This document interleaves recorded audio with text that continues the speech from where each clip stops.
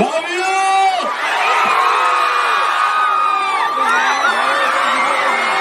Okay, নমস্কার। বাবা, এত মানুষের ভালোবাসা আপনাদেরকে বলছিলাম আমার না এলেও চলতো। আপনারা আছেন তো? এখানে 29 তারিখে নির্বাচন, তাই না? I love you.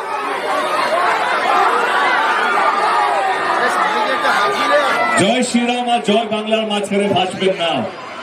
যে সরকার আপনাদেরকে ভালো রাখবে, সুখে রাখবে, যে আপনাদের জন্য হসপিটাল করবে, যে আপনাদের রাস্তা করবে, যে আপনাদের পরিবারকে ভালো রাখবে, সেই সরকারের জেতা উচিত।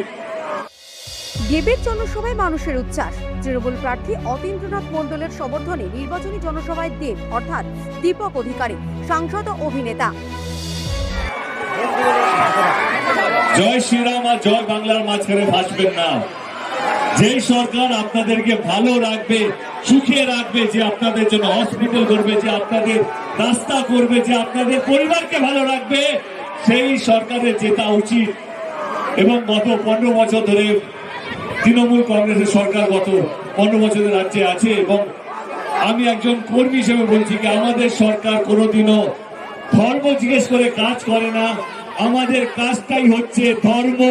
যদি আপনাদের মনে হয় যে না আমাদের সরকার, আমাদের নেত্রী মমতা ব্যানার্জি আপনাদের হয়ে কাজ করতে পেরেছে, তাহলে 29 তারিখে নির্বাচনে আপনাদের ভোট, আপনাদের আশীর্বাদ এবং আপনাদের দোয়া আমার প্রার্থী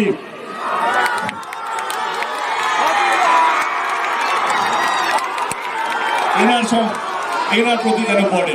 বাস এইটুকুই, আর কিছুই না। ওয়েদার অনেক খারাপ, আমাকে যেতে হবে।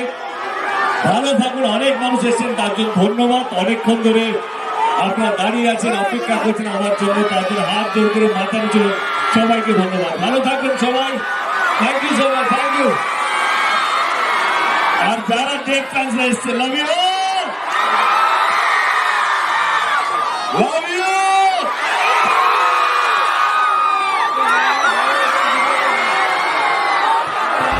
কল্যাণী বিধানসভা কেন্দ্রের তৃণমূলের প্রার্থী অতীন্দ্রনাথ মণ্ডলের সমর্থনে এবং কল্যাণী ব্লক তৃণমূল কংগ্রেসের উদ্যোগে নির্বাচনী প্রচারের জনসভা কল্যাণীর সগুনা বন্ধু দল ক্রীড়াঙ্গন ময়দানে। প্রার্থী ডক্টর অতীন্দ্রনাথ মণ্ডল বলেন, আজকে মূলত আমাদের কল্যাণী ব্লক তৃণমূল কংগ্রেসের উদ্যোগে আজ সগুনা এই মাঠে আমাদের নির্বাচনী জনসভায় এসেছিলেন আমাদের মাননীয় সাংসদ তথা আমাদের চলচ্চিত্র অভিনেতা শ্রী দীপক অধিকারী ওরফে দেববাবু এসেছিলেন। এবং এই কল্যাণী ব্লকের যে বিভিন্ন পঞ্চায়েত, 7টা পঞ্চায়েত আছে, সেই 7টা পঞ্চায়েতের সহনাগরিকবৃন্দ তারা প্রচুর সংখ্যক মানুষ এখানে এসছেন এবং তারা যেমন দেববাবুকেও দেখতে এসেছিলেন, পাশাপাশি কিন্তু তারা আমাদের এই দলের যে সমর্থিত প্রার্থী অর্থাৎ আমাকে তারা সমর্থন জানিয়েছেন। এবং এই আবেগ উচ্ছ্বাস যদি আগামী দিনেও ধরে রাখতে পারি আমরা ডেফিনেটলি বিপুল ভোটে জয়লাভ করব এই কল্যাণী বিধানসভাতে। আমার প্রার্থী